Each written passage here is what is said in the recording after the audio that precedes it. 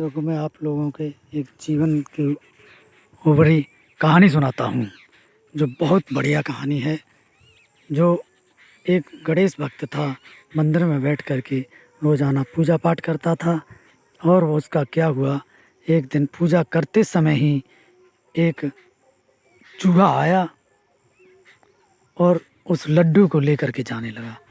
उसने देखा कि गणेश जी की पूजा, इसका मतलब गणेश जी के चूहे की पूजा करनी चाहिए। जब उसने गणेश जी के चूहे की पूजा शुरू की तो फिर एक दिन क्या हुआ कि उसके पास बिल्ली ने झपटा मारा।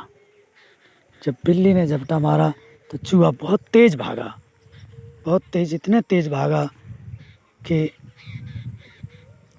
वो दौड़ करके कहीं छिप गया। जब कहीं छिप गया तो उसने क्या किया कि चूहे को छोड़ करके बिल्ली की पूजा शुरू कर दी। बिल्ली को दूध मलाई और सब चीज़ खिलाने पिलाने लगा। फिर क्या होता है कि एक दिन संयोगवश एक कुत्ता आ गया और कुत्ता ने एक साथ उस पर ऐसा झपट्टा मारा कि बिल्ली बहुत तेज़ भागी और कहीं जा कर के छिप गई। फिर उसने इसी तरह से कुत्ते की सेवा करनी शुरू कर दी, कुत्ते की पूजा शुरू कर दी।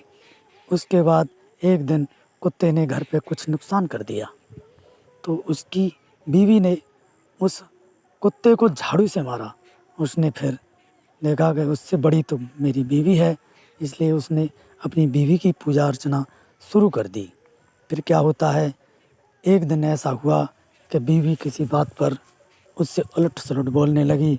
उसे क्रोध आ गया और उसने धाड़ से खींच के थप्पड़ मारा और बीवी बेहोश होकर गिर पड़ी।